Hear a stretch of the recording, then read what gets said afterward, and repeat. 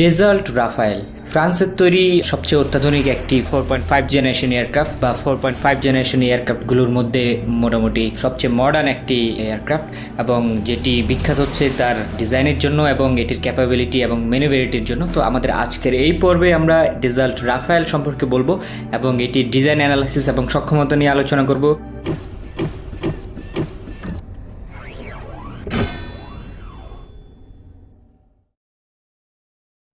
ডেজাল্ট Rafael এটি ডেজাল্ট এভিয়েশনের তৈরি ফ্রান্সের একটি ফাইটার এয়ারক্রাফট ম্যানুফ্যাকচারিং কোম্পানি।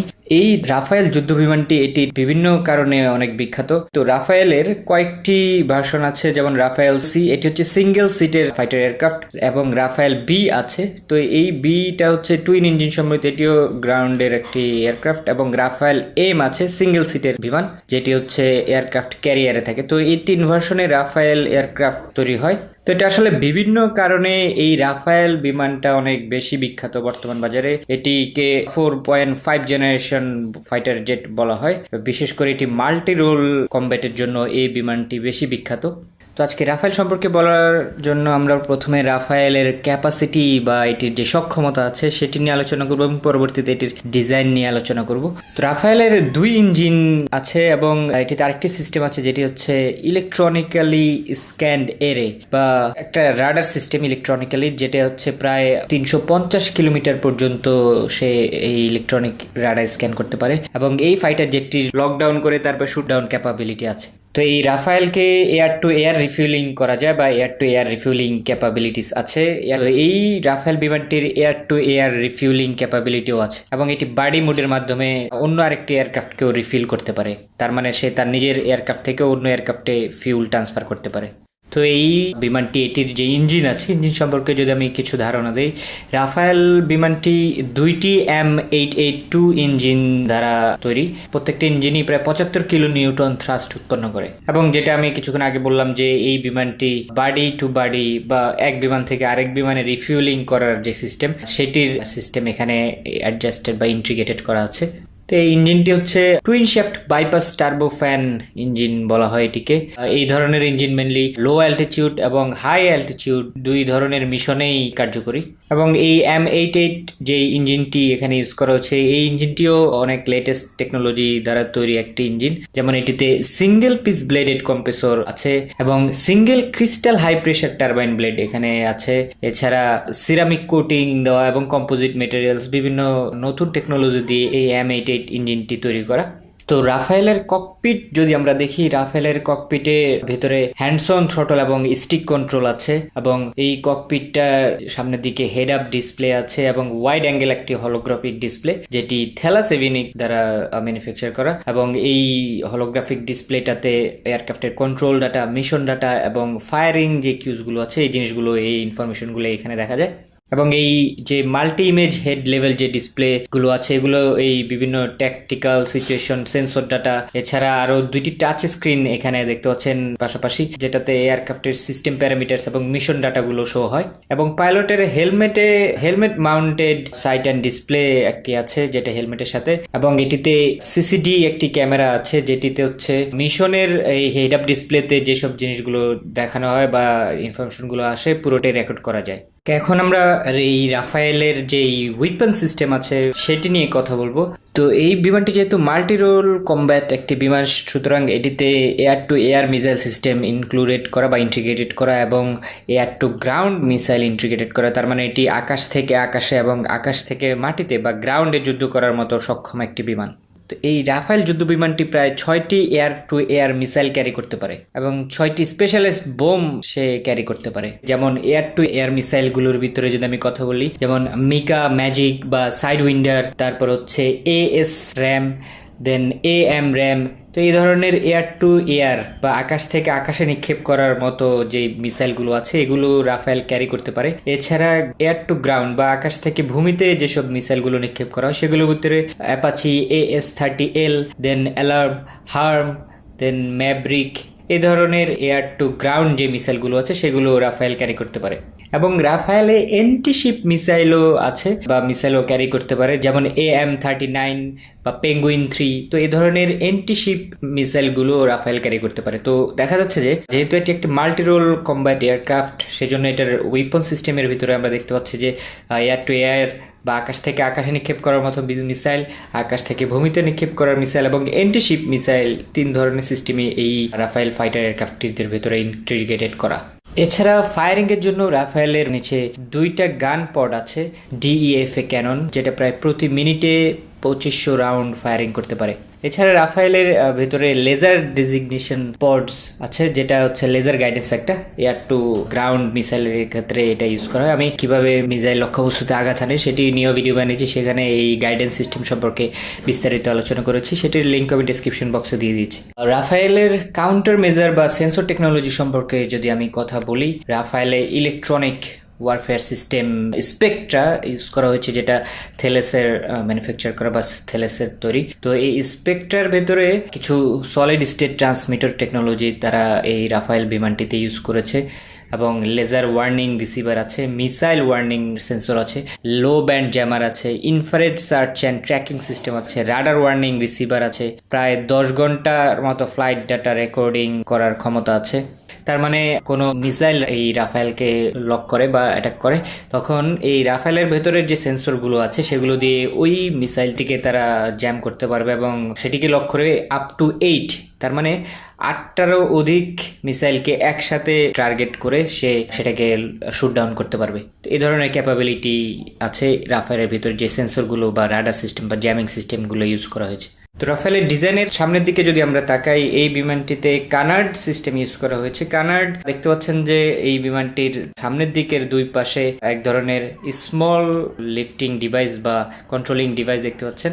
এই ডিজাইনটাকে কানার্ড ডিজাইন বলা হয়, যেহেতু এই বিমানটির পেছন দিকের কোনো এমফেনেস সেকশনে এলিভেটর নেই, তো এই কানার্ড সিস্টেমটা ইউজ করে হচ্ছে এই বিমানটি বেশি লিফটে। তো আসলে কানার্ড সিস্টেম ইউজ করার আরেকটা ফ্যাসিলিটি আছে, সে হচ্ছে যে এটি লিফট বেশি পেতে সাহায্য করে এবং এটি ইজিলি যে কোনো একটি মুভমেন্ট করতে পারে বা ম্যানিভারেবিলিটির ক্ষমতাটা বাড়ে কানার্ড ডিজাইনগুলোতে। তো এটি কেন হয় আমি যদি একটু টেকনিক্যাল আইডিয়া দিই, এই কানার্ড ডিজাইন যদি সামনের দিকে থাকে তখন দেখা যাচ্ছে যে আমরা যেটা জানি যে বিমানের উইংস এর পরে যদি আমাদের যে এলিভেটর গুলো থাকে, তো দেখা যাচ্ছে যে উইংস এর বাতাসগুলো একটা ঘূর্ণি বায়ু তৈরি করে, পরবর্তীতে যখন এলিভেটরে যায় তখন ওই বায়ুটা স্মুথলি যায় না। তো দেখা যাচ্ছে যে আমরা যদি কন্ট্রোল করতে চাই বিমানটাকে, তখন সেখানে আমরা স্মুথ যেই বাতাসগুলো সেটিগুলো কিন্তু এখানে পাই না বা পেতে একটু সমস্যা হয়। তো এই পুরো এলিভেটর সেকশনটাকেই নতুনভাবে ডিজাইন করে আমরা কানার্ড সিস্টেম করে এনে সামনের দিকে এনে দেই উইংসের, যাতে উইংসের বাতাসগুলো আর কোনো সমস্যা না করে, সুতরাং আমরা সামনে থেকে একেবারে ক্লিন বাতাসটা পাই। তো এটি একটা রিজন, যেটি হচ্ছে গাস্ট উইন্ডটা আর এখানে কোনো ইফেক্ট ফেলে না। এবং এটিতে একটা জিনিস সুবিধা আছে কানার্ড ডিজাইনে, সেটি হচ্ছে যে মেইন যে উইংটা আছে, মেইন উইং এ লোডিংটা কম পড়ে আমরা যদি কানার্ড ডিজাইন ইউজ করি, এবং যেটা বললাম এটার ম্যানিভারেবিলিটি সক্ষমতা অনেক বাড়ে, বা যেই এটি ডানে বামে যাবে বা টার্ন নেবে খুব তাড়াতাড়ি, এই ক্ষমতাটা বাড়ে যদি কানার্ড ডিজাইন থাকে। বিশেষ করে হাই অ্যাঙ্গেল অফ অ্যাটাককে অথবা স্টল যখন করবে তখন এই কানার্ড ডিজাইনটা সবচেয়ে বেশি উপকারে আসে। তো এই canard design mainly upward force create করে, মানে উপর দিকে যাওয়ার প্রবণতাটা ক্রিয়েট করে বিমানের। তো দেখা যাচ্ছে যে মেইন উইংসটা আছে সেটিতে অনেক লোড কম পড়ে, কানার্ডের মাধ্যমে আমরা ম্যাক্সিমাম লিফটগুলো পেয়ে যাই এবং এটির মাধ্যমে বিমানের স্ট্যাটিক এবং ডাইনামিক স্টেবিলিটি আমরা পাই। বিশেষ করে এই লংজিটিউডনাল যে বরাবর, এখানে আমরা একটা ইকুইলিব্রিয়াম স্টেজে থাকতে পারি বা একটা স্টেবিলিটি থাকে। 2 ধরনের কানার্ড আছে, একটা হচ্ছে লিফটিং কানার্ড, যেটা হচ্ছে আমরা লিফটিং এর জন্য ইউজ করবো, আর একটা হচ্ছে কন্ট্রোল কানার্ড, যেটা হচ্ছে পিচ কন্ট্রোল করার জন্য আমরা কানার্ড সিস্টেমটা ইউজ করি। আমরা নর্মালি যেটা জানি যে এলিভেটর দিয়ে আমরা পিচ কন্ট্রোল করি, তো এই সামনের এই কানার্ড দিয়ে কন্ট্রোল করা যায়। তো এই কন্ট্রোল কানার্ডও আছে, লিফটিং কানার্ড হচ্ছে যেটা স্ট্যাটিক, যেটা কোনো নাড়াচাড়া করবে না, আর কন্ট্রোল কানার্ডটা হচ্ছে যেটাকে আমরা মেইন পিচ কন্ট্রোলের জন্য ইউজ করব। তবে এই কানার্ড সিস্টেমের একটি অসুবিধা আছে, এই কানার্ড সিস্টেমটা স্টেলথ টেকনোলজিটাকে প্রেফার করে না, বা এই কানার্ড সিস্টেম আমরা যখন ইউজ করব তখন দেখা যাচ্ছে রাডারে এই সিগন্যালটা ধরা পড়ে। তো এই হচ্ছে এটার একটা ডিসঅ্যাডভান্টেজ বলা যেতে পারে। তো এই ফ্রান্সের ডেজাল রাফেলের যে উইংস কনস্ট্রাকশনটা সেটা হচ্ছে ডেল্টা উইং, তারা এই বিমানটিতে ইউজ করেছে। ডেল্টা উইং বলতে বোঝাচ্ছে যে ত্রিভুজ আকৃতির উইংস। তো এই ত্রিভুজ আকৃতির বা ডেল্টা উইংস ওয়ার্ল্ড ওয়ার 1 এর দিকে বা প্রথম বিশ্বযুদ্ধের দিকে এই ধরনের বিমানগুলো অনেক বেশি ইউজ করা হতো, এবং পরবর্তীতে কিছু সমস্যার কারণে এই ডেল্টা উইংটার বিভিন্ন ধরনের মডিফিকেশন আসে, যেমন ক্র্যাঙ্কড অ্যারো, তারপর হচ্ছে crop delta, tailless delta, then compound delta. তো বিভিন্ন ধরনের মডিফিকেশন করা হয় এই ডেল্টা শেপড এয়ারক্রাফটগুলোতে। ডেল্টা উইং মাল্টি রোলের জন্য অনেক বেশি পপুলার একটা ডিজাইন, এবং হাই স্পিড এয়ারক্রাফটের জন্য ডেল্টা উইং বেশি জনপ্রিয়। তো এই ডেল্টা উইংস এয়ারক্রাফটের কিছু অ্যাডভান্টেজ আছে, যেমন এই ডেল্টা শেপ এয়ারক্রাফটগুলোর রুট কটটা বেশি থাকে এবং টিপটা শর্ট থাকে, এবং এটার কারণে যেই পুরো বিমানটার স্ট্রাকচারাল যেই ইফিসিয়েন্সি সেটা বেড়ে যায়, এবং এই ধরনের বিমানগুলোতে হরিজন্টাল স্টেবিলিটিটা বেশি থাকে বা পিচ অ্যাঙ্গেলের যে স্টেবিলিটিটা। ডেল্টা উইংস ইউজ করার কারণে দেখা যাচ্ছে যে এটাকে আর ফোল্ড করা লাগে না। আমরা যখন বিশেষ করে নেভাল বা ক্যারিয়ারে যেই সব এয়ারক্রাফটগুলো থাকে সেগুলোকে উইংসগুলোকে ফোল্ড করতে হয় এগুলোর সাইজের কারণে। তো এই ডেল্টা উইংস ইউজ করার কারণে বিমানের উইংসের সাইজটা ছোট হয়ে যায়, তো এটা একটা অ্যাডভান্টেজ। এছাড়া এই যে রুট কর্ডটা বড় হওয়ার কারণে এখানে আমরা বেশি ফিউল রাখতে পারি। তো এখানে প্রায় 2000 লিটারের মতো 3টা ট্যাঙ্ক রাখা পসিবল ম্যাক্সিমাম। এই ডেল্টা উইংস বিমানগুলো ন্যাচারালি স্টেবল হয়, এই জন্য এগুলোর জন্য এক্সট্রা করে আর টেইল সেকশনে আমাদের যে হরিজন্টাল স্ট্যাবিলাইজার আছে বিমানকে স্ট্যাবিলাইজ করার জন্য, সেটি আর দরকার পড়ে না। তো দেখা যাচ্ছে যে আমাদের ড্র্যাগ কম থাকে এবং লিফট বেশি পাই আমরা যখন এই ডেল্টা উইংস ইউজ করব। কনকর্ডের যদি ডিজাইন দেখি, আমি কনকর্ড নিয়ে বিস্তারিত ভিডিও বানিয়েছি। তো কনকর্ডও কিন্তু একটি ডেল্টা উইং এয়ারক্রাফট ছিল।